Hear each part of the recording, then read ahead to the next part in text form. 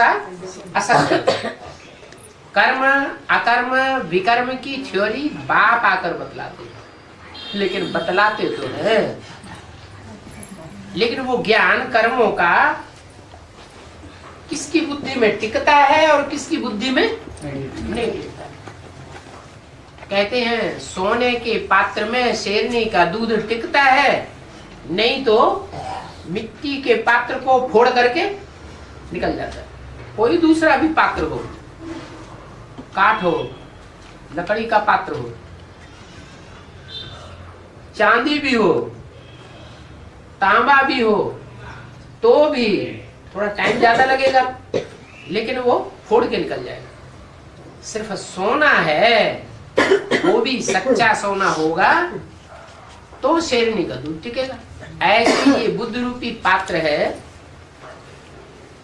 जिन्होंने जन्म जन्मांतर अच्छे कर्म किए हैं, और अच्छे कर्म भी क्यों किए हैं? क्योंकि भगवान बाप जब इस सृष्टि पर आते हैं तो भगवान बाप की श्रीमत को उन्होंने पक्का पक्का फॉलो किया, वो संस्कार अपनी आत्मा में डाल लिए अच्छा कर्म करने के। वो अच्छे कर्म करने के संस्कार उनके जन्म जन्मांतर काम आते रहे।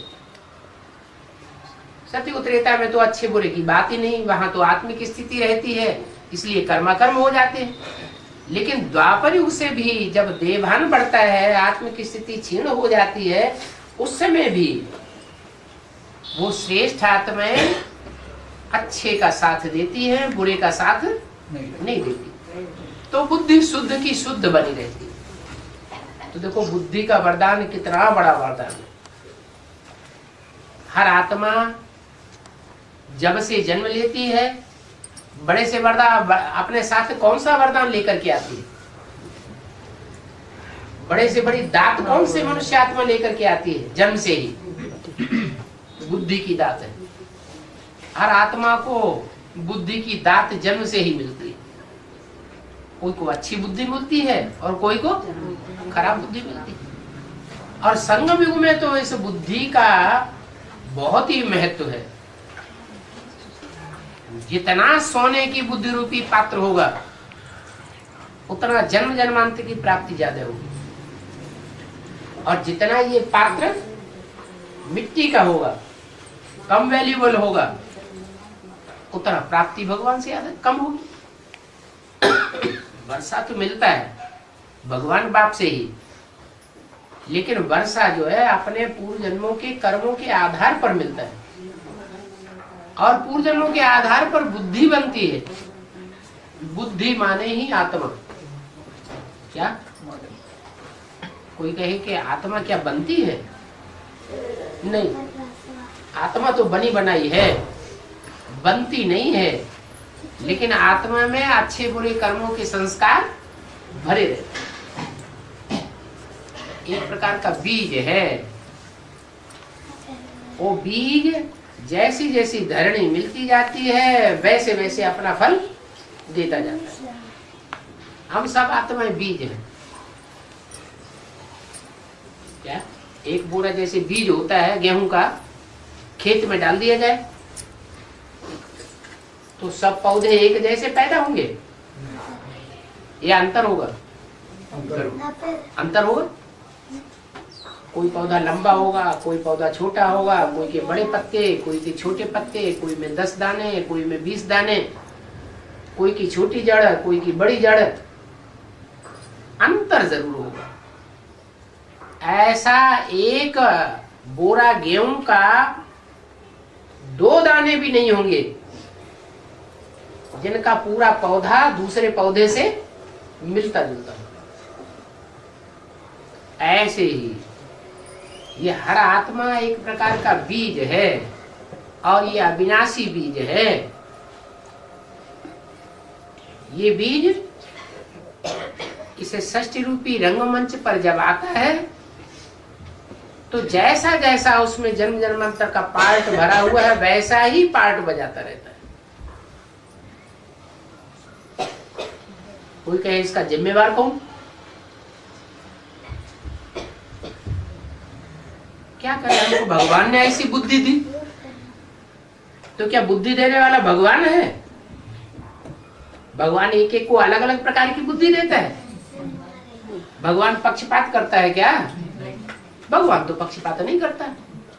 फिर ये अंतर क्यों हो जाता है?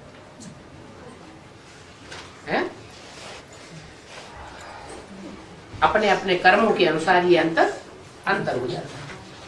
पूर्व जन्मों में जैसे जैसे जिसने जो कर्म किए वैसी वैसी उसको अगले जन्म में बुद्धि मिलती जाती है। कोई जन्म में आदमी पागल भी हो जाता है। जो पागल हो जाता है उसको कहे कोई प्राप्ति हुई।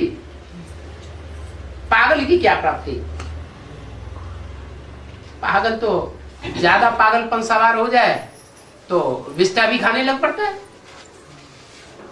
ये कोई प्राप्ति हुई? तो बुद्धि का वरदान इस समय परमात्मा बाप से मिलता है, जिसको कहते हैं संगम युग। संगम युग में एक ही बार बाप आते हैं और आकर के हर आत्मा को बुद्धि का वरदान देते हैं। बुद्धि रूपी बर्तन अब कोई मिट्टी का बनाए और चाहे कोई सोने का बनाए, सच्चा बनाए। सोना बने सच्चाई। सच्चा बर्तन कैसे बनेगा? जैसे जैसे भगवान बाप ने बोला है, बिना किसी चालाकी के वैसे ही वैसे कर्म करना, उससे बुद्धि का पात्र सच्चा बनेगा।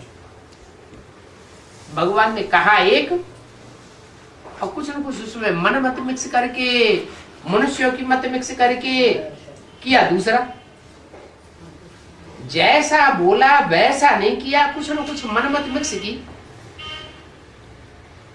तो बुद्धि भी मिक्स हो जाती है। बुद्धि का जो पात्र है सच्चा सोने का पात्र नहीं रहता। सच्चा सोने का पात्र बना के रखना है तो आदि से लेकर के अंत तक भगवान बाप के जो दिए हुए डायरेक्शंस है, श्रीमत है, उसमें कोई भी प्रकार की मिक्सर की किए बगैर सच्चाई से अपने जीवन में चलते रहना चाहिए।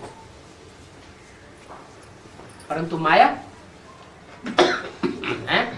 माया नहीं चलने देती। माया क्या है? माया क्या चीज है? माया कोई अलग चीज नहीं है। हमारे अंदर की जो कमजोरी है वही तो माया है। 63 जन्मों में हमने जो गलत गलत काम किए हैं, किसी के साथ तो किए होंगे। जिन जिन आत्माओं के साथ गलत काम किए हैं वही आत्माएं मायावी रूप धारण करके, चाहे पुरुष रूप में, चाहे स्त्री रूप में, चाहे कोई पदार्थ के रूप में हमारे सामने आती है और हमारी परीक्षा हो जाती है। मायावी रूप आता है और हमको श्रीमत से नीचे गिरा देता है। तो जिम्मेवार कौन हुआ? माया नहीं। माया कोई जिम्मेवार नहीं। माया माने हम खुद ही जिम्मेवार हुए। जो आत्मा हमारे सामने आई मायावी रूप धारण करके, उससे संबंध किसने जोड़ा? कब जोड़ा? पूर्व जन्म में हमने ही तो जोड़ा। हमने ही तो उसको आमंत्रित किया। नहीं तो बाप ने तो हमको सिखाया है, एक बाप दूसरा न कोई। लेना है तो एक बाप से, देना है तो एक बाप को, बात करना है तो एक बाप से। माना बुद्धि का कनेक्शन लगातार एक के साथ जुड़ा रहे। दूसरों के साथ व्यवहार करना है, लेकिन लगाव पूर्वक उसे व्यवहार नहीं करना।